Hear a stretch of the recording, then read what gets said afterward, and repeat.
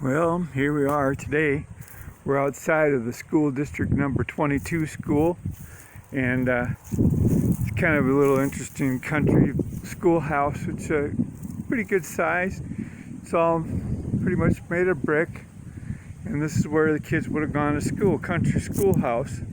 And there's a little ravine that's nestled right behind it. A lot of times they had ravines by the schoolhouses, and that's where they set them up. And I don't know if water was a factor, or if the ground was easier to work with, or if it was just easy to get the bricks from there. They could have probably made them out of the clay.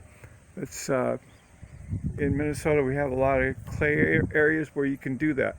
It's just interesting. Today is a very busy box elder day. We have that with box elder trees, and I was looking at the design of this particular porch or front entry to the school, and they have these little ports that you can see. There's a port, and this one is bricked in the middle, and then there's another port and an opening for where the stairwell would have been to get up into the school, and then a couple more ports to finish it off. And what those are is for when it rains on the porch, the water can run down. And so I'm going to try to get back here a little bit, but the water runs off the porch just like a gutter kind of setup.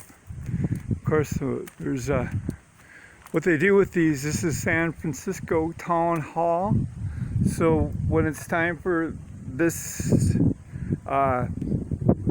area, farming community, to get together to this very day, they still come out here, and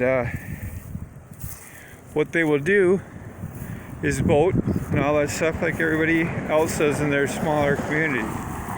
It's a pretty nice little remote area to go to, and why I stopped is I was going to show you guys this here kind of a cool contraption, and I hope that my camera continues to record. I've been having problems with it, that it'll just end up for no reason. So anyway, I'm not as quick as I used to be, and I'm not even sure how much wind is going to come up on this video because it's really windy out here today, and I'm just using my regular camera. So, and today I'm minus my sidekick camera guy. Say hello, Lincoln. Yep, that's right. Lincoln's off. It's a Friday afternoon. He's out of business. He is gone vacationing. So this is what I wanted to get to anyway. Show you what's kind of how these roads were maintained back in the day. This is a beautiful, beautiful piece of work right here.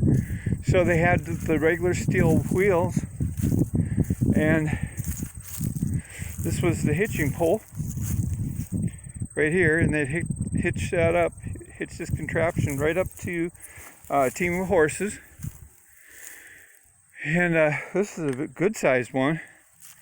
It had all the regular riggings that any other smaller blade would do, but this was like a road grader. And the sprung compartment here would raise and lower the pitch, and there was a seat right here that the operator would sit behind it. Later on they got into just using regular tractors, but he would operate and control the up and down on it. If he was sitting there, they might have two guys on the team. They'd set up their angle that they were going to turn and plow with. So they set it up just like a regular road grader is today. A bunch of levers here that they would activate to continue to make that pitch on the road so that the water would run off. And then I seen it personally. I used to watch our neighbor in Cologne, Minnesota, run the very same type of grader right here, and they'd have to put their feet on it to raise and unlock, and on these little controls right here, and right there. And then what they would do is use these great big wheels to raise and lower the sides. Now these things were really greased up so that they could do it, but they would have to spin like crazy to keep that greater level. There's the blade down there. And there's a whole lot more I could tell you about it, but it was really awesome. You could watch the guys.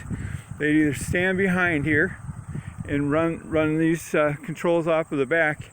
And the funny thing about it is whenever I watched them as a kid grading the roads, and they would come out and I would see Art Amend was his name, and Mr. Amend, A-M-E-N-D, and his first name was Arthur Amend, and he would be running this behind a really great friend of ours, a neighbor, Bernie Schaenbauer, and they would be towing through the alleys, and it always reminded me of the Wizard of Oz, where he's behind there running all the controls behind the screen.